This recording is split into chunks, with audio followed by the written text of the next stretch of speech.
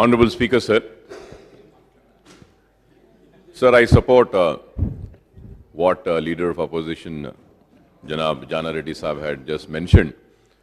And I also request the government and Honorable Chief Minister Saab to kindly enhance the Constancy Development Plan Fund to 5 crores and also give the authority of spending the entire amount or submitting the proposals for the entire amount to the legislatures. This would be very good, sir. And on same lines could be adopted what the Parliament has adopted for the Member of Parliament using their funds, sir.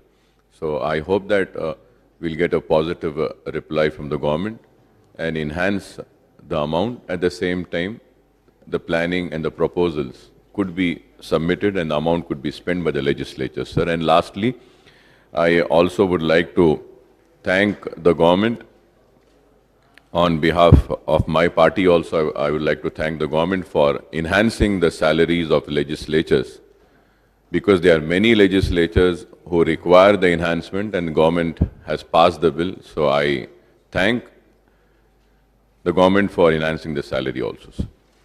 Lakshman garu.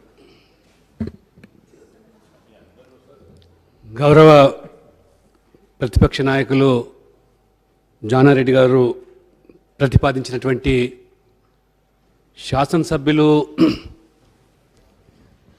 ఆ క్షేత్రంలో ప్రజల యొక్క సమస్యల పరిష్కారం నిమిత్తము ఏదైతే constituency development programme కింద 1.5 కోట్లు ఇవ్వడం జరుగుతున్నదో అది ఏమాత్రం కూడా సరిపోతలేదని అది వాస్తవం. ప్రజల యొక్క అవసరాలు సమస్యలు రోజు రోజుకు తీర్చే దాంట్లో వాళ్ళ ఎక్స్పెక్టేషన్స్ కూడా ఎక్కువ ఉన్నాయి. అదే రకంగా వారు చెప్పినట్టుగా గత ప్రభుత్వాలు తీసుకున్నటువంటి నిర్ణయాలకు భిన్నంగా కొత్త రాష్ట్రము కొత్త ప్రభుత్వము మరి కొత్త విధానాలు కూడా మనం చేపడితే బాగుంటుంది.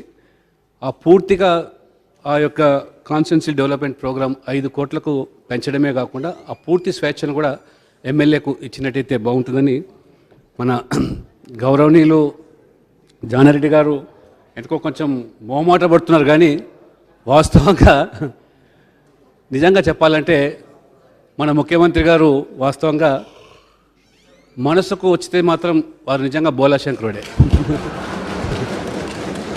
నేను ఎందుకు చెప్తానంటే